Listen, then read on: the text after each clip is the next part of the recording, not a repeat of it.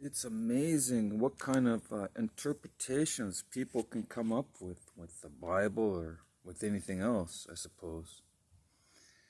When they read something and then they interpret it not in its historical context.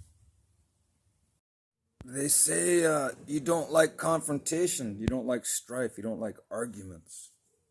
I really don't. I try to avoid them. But some people like to push buttons. Some people like to pull strings. Some people like to create mayhem. And I just have to deal with the fact that some people are just contentious.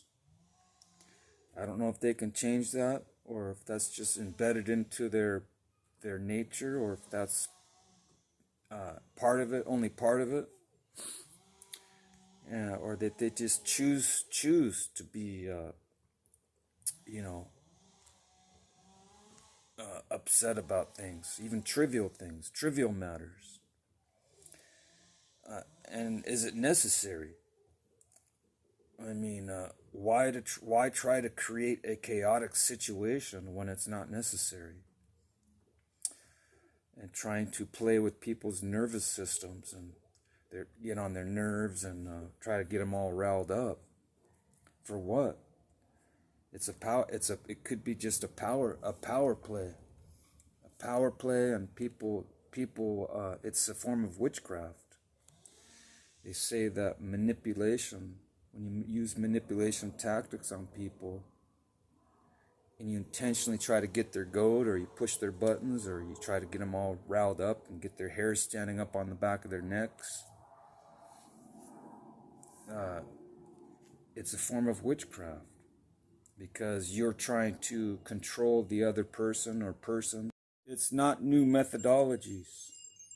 It's not a new tactic. It's been going on for centuries, for thousands of years. That's how you persuade masses of people and great audiences when you're in a concert or a lecture hall or even on a political platform like in government. You can sway millions and billions of people over the television, over the TV, by your way that you orate, the way you present your material, and you can persuade people into reacting on an emotional level, kind of like what has been claimed about our previous commander-in-chief. He was accused of persuading the masses to react a certain way, because he got them all hyped up emotionally, and he was able to push their buttons, so they reacted as such. But he's not the only one that does it. Tons of people do it.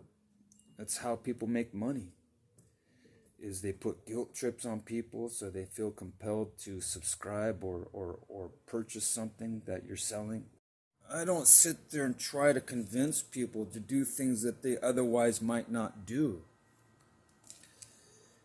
Just giving in to compulsory feelings, or feelings that they didn't have to start with, but that were generated within them because of what was said to them or preached to them or dispensed to them from someone else or from other powers that be. Some people have a real knack at deception. They're able to deceive people into accepting or giving in or purchasing whatever they're offering. They become quite skilled and tactful in their approach, and a lot of it has to do, in my opinion, with witchcraft, because witchcraft is just that. It's trying to enact powers that are not even your powers, but spiritual powers of wickedness, and these wicked spirits, this realm that is invisible, is very evil.